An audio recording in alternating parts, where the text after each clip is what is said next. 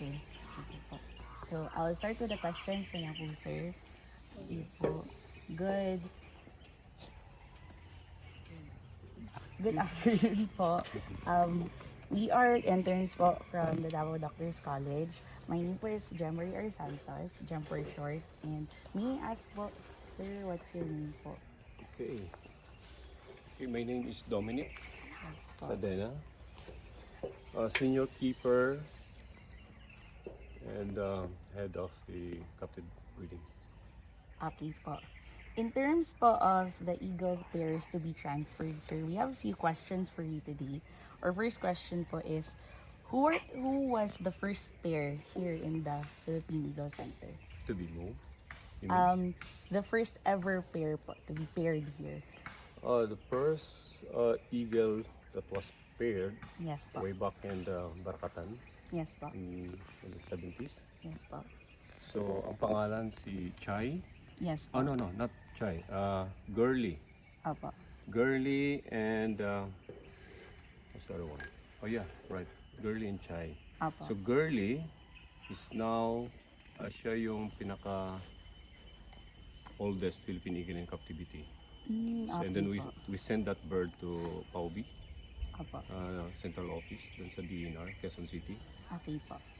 for exhibit purposes. Kasi old na siya eh. So they need exhibit birds or parang mag-represent kung ano yung itsura ng Philippine eagle, yung ating national bird. And then Chai is now nandun, nakita niyo ba? Naka-staff na. Yes po. So Chai, siya yung tatay ni Vigo. Yeah. So nag-split sila kasi after Barakatan, when the birds move here, so hindi na sila ganun sa active sa breeding. Opo. So that's why we need to split the birds and then repair it to another like female, like for example for Chai. So Chai was paired to what's his name? LDI. LDI pa. Yeah, it's here. And then they produce like 7 birds. Oh, okay po.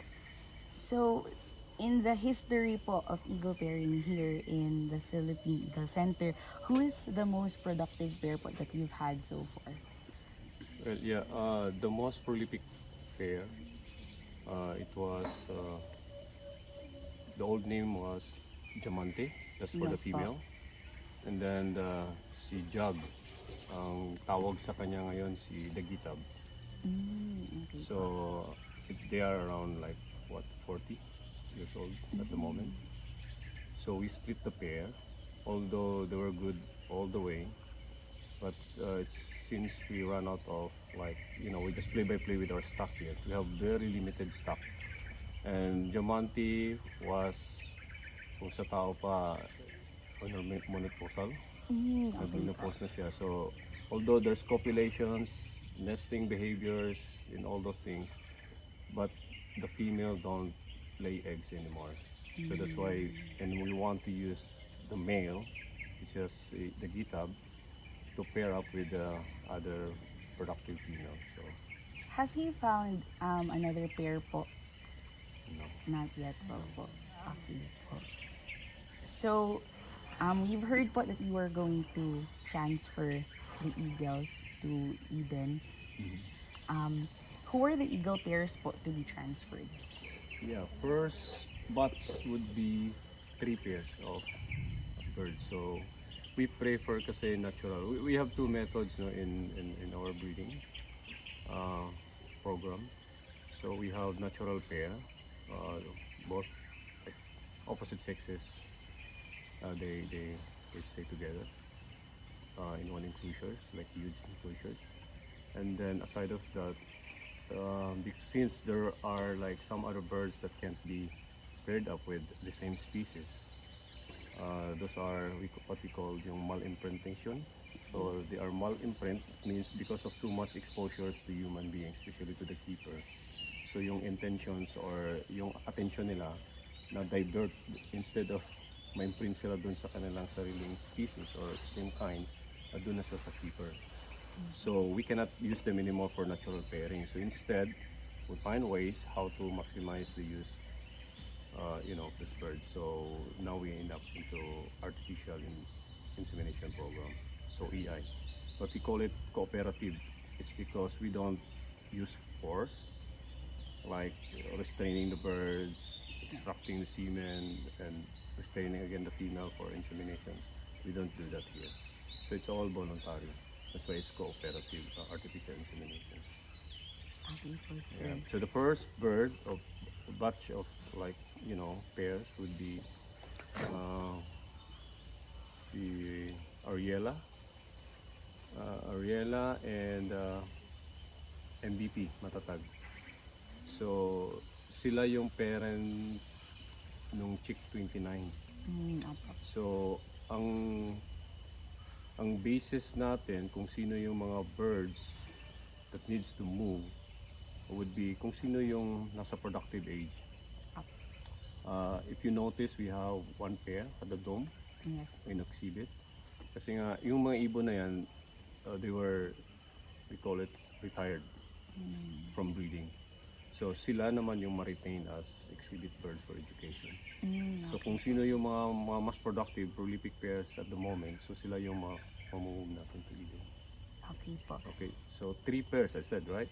So si Ariella and MVP. Another birds would be si Bangsabai.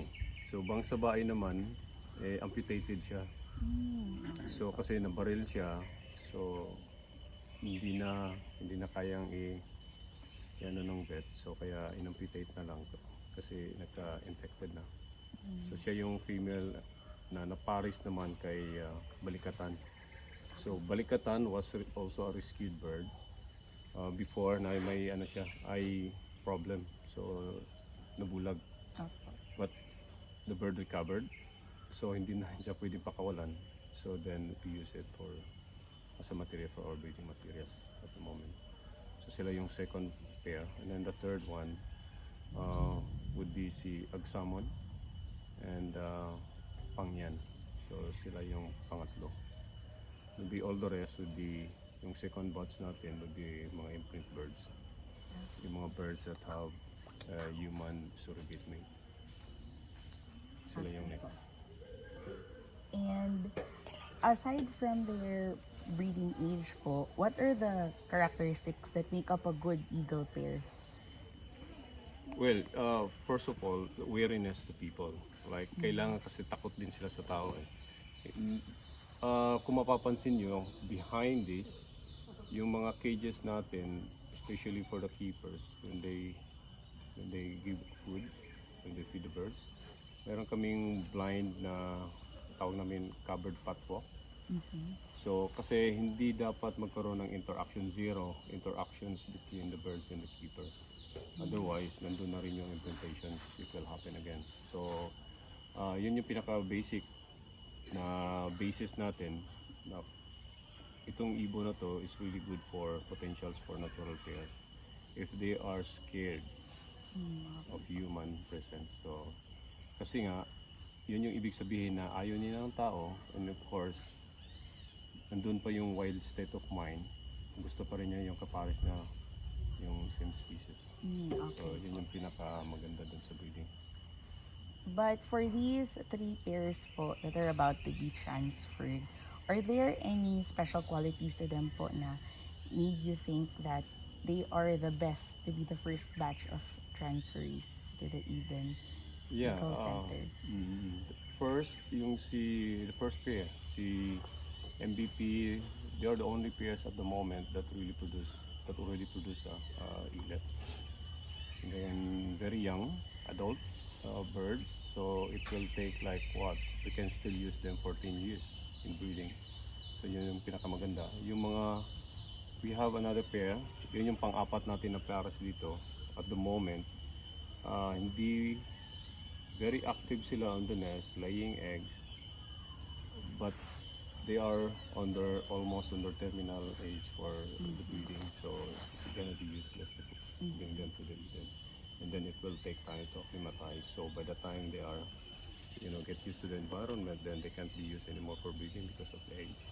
Okay. So yun yung edad. Yung iba naman, nasa sub-adult yung pinaka-young, but at least by the time na prepared na yung breeding cages, breeding chambers, then the birds will start laying eggs then. Okay po. So, yun yung tinatingnan natin na aspeto. Okay po. Now, as for the timeline po of the transfer, can we please ask for a little bit of more information about it po? Okay. At the moment, kasi meron tayong ginagawang quarantine enclosures. So holding cage, very small holding cage. Maybe a bit bigger yung dimensions natin yan sa Hokwo. It's really for quarantine. So it's now going on. So that's why we expected to make it done by June. So we'll move the birds, first batch by June this year. Yes po. Then after that, we will make again for breeding chambers. So maybe another 5-6 months again to finish again for the final yung breeding chambers. So we can put the birds into breeding then. Because once we bring them to Eden this June, they will be individual. Enclosures, hindi sila pwedeng ilagay in one small cage kasi there's a chance that aggressions will take place. Especially ang aggressions kasi one of the causes, yung dahilan, unang-una food. Kung kulang ang pagkain, they really fight for it. So dun magkakaroon ng problema, especially pag small. Kailangan din nila ng space. Birds are highly territorial, although they are in pair. But sometimes, off breeding season, they want space. Pag breeding season, they are sweet. They can be together, they roost, they sleep together, like side by side, it's fine. They work on the nest together, it's fine. But off breeding season, they have their own space. So we need to also consider this. Okay po. Now, what made you choose Eden as a good location for transferring these eagles po? Well, in general, we're looking for the safety, right? These are mitigations against this avian influenza. Okay, so we need to isolate the birds with unlike here, there's lots of farms, like game fowls, farming, so yung fighting cocks, di ba? So doon kasi yung spread ng diseases from bird to bird, madali lang. So in Eden, it's very natural, right? The environment is very natural. Forest, it's a real forest because there's a foothill of Mount Apo. And then the temperature, especially humidity, so we can really do like natural rearing, unlike here because of the elevation. Dito kasi sa center na to, hindi tayo makagawa ng natural chick rearing by their parents. Kasi nga, yung elevations medyo mababa. Yung temperature kulang. Yung eaglet natin, after the hatch, after 2 weeks, we need air conditions instead of brooding. Kasi nga, they required like 20 degrees Celsius na temperature. Dito, hindi natin kayang kunin yan. Even now, it's like what? Siguro nasa 28 tayo, 29, but it feels like 30, 31, right? Inside naman, room temperature, kaya lang natin, nasa 27. Ang pinakamababa on the record was 24 during the evening. Pero still, hindi pa rin pwede kasi nga very thick yung down feather nila, yung parang cotton ng mga eaglet. It's really, really intended for high elevation habitat nila. So, dun sa Eden, pwede natin gawin na ganyan. At least, yung imprintations is very natural. So, hindi sila ma-imprint dun sa keeper or any like human, but to their own parents. Kasi nga, yung imprintation process kasi is very critical during their first few days of like life. Especially when they hatch, when they first start open their eyes. Kung sino yung mga first moving object na yan na nandyan, yun yung tinitreat nila, oh, this is how I look like. So, tayo, hindi natin alam yung mukha natin without the mirror, right? But for them, they don't have those mirrors. The mirror is their, like their mom, their dad. Oh, that's how I look like. So that's why it's very important yung natural imprintation. Kasi nga, once you release the bird into the wild, magiging useless siya kung hindi niya mahanap yung natural na species niya. So it means, para hindi sila mag-crossbreed ng other birds, kailangan niyang mahanap yung talagang totoong species niya. Otherwise, magiging extinct sila, di ba? Hindi sila mag-propagate in the wild. So, kailangan lang alam nila kung sino yung papares nila. Kasi yan yung tinatawag natin for the long-term survival. Okay? So, para maparami natin sila. Kaya we're very, how do you call this? Sensitive on our chick rearing here. We do use feeding puppet. Look like the real Philippine eagle. And then we have blinds. We just use the puppet for feeding so that the bird will not get implanted human. And then after that, we have like mentoring.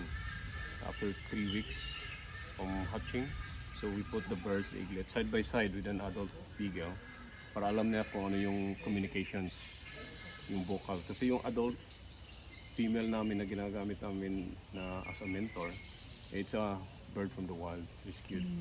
So nandun yung communications, how it vocals, how it make a calls. So importante din yun. Kasi by the time kailangan nila ng mate doon sa wild, alam na kung paano mag-communicate. No? Kasi hindi sila nagkakita-kita agad-agad eh. Kasi very huge yung territory nila, right? Diba? At least 4,000 hectares. So how can you make a call, how can you find your mate if you don't know how to communicate yet? So that's the real thing. And can you give us a little bit of an idea po on how these eagles are going to be transferred to the new center po? Okay, so kasi yung restraining ng ibon, especially for raptors, it has to be done in the evening. Kasi lalo na yung Philippine eagle, because they're so aggressive, they're large birds of prey, and then they're very aggressive, they're strong, they can even kill or, hurt people. So pag sa gabi kasi, talagang totally off sila. So that's how we catch the bird in the evening, put a hood on it, restrain, wrap, and then tape their legs and the talons, the beak also as well, and then after the catching, restraining, the vet. So we have the vet to check the bird's physical health or conditions. Then after that, the move. So the transfer now. So from here, siguro, I would say around 10. So we can take off from 10 p.m. in the evening. So at least by then, 1 hour travel. So we can release the bird 11 or 12 midnight. And then observe early morning how the birds really will do things there. So it's gonna be stressful for them. Yes. And then for sure we will miss one breeding season. Oh, So sayang, but this is for their own safety. Kasi dito kasi ang problema, aside sa ating yung mga neighborings, surrounding neighborings, may mga farms kasi, poultries, something like that. Aside of that, yung mga guests, walk-in guests natin from all over, not just like locals, but overseas na yung mga international guests natin. They visit from one place, one farm to another, so pwede nilang makarry yung sakit kasi. So that's why we better move the birds who are may potential sa breeding, and then yung matira, of course, kasi hindi natin kailangan tanggalin lahat to, kasi people really want to see how the Philippine eagle looks like. So meron tayong exhibit for education. So yung breeder lang po yung ilipat natin. All the rest will remain. but will you be retaining the incubating and chick rearing laboratory here po, or everything will be transferred po talaga in the Eden Center? I'm trying to maybe keep that Kasi hindi natin alam eh. Ang idea kasi, we don't want to put all our like highly potential significant things here in one basket, right? Because once makontaminate, lahat wipe out. So, the same way, kung ilipat natin lahat dun, nandun lang lahat, what if nandun yung contaminations din? Kasi hindi natin din controlled about the environment there. There's still wild birds around eh. Like stray, free. So pwede rin makontaminate doon, then maubos din lahat. So it would be like a satellite breeding. So what will happen, maybe we'll just, have some few here, then most of the birds will be there. So satellite breeding. So hindi pwedeng, kaya natin i-split sila para just in case if there's something wrong, kung saan man dyan, mag-umpisa. So at least meron pa tayong naiwan na pwede natin pagkukunan ng another, like gene pool for this species of bird. Okay po. Yeah. Thank you so much po, sir, for your time today. Thank And you. we really appreciate po all the information that you've given us. And ano po, we hope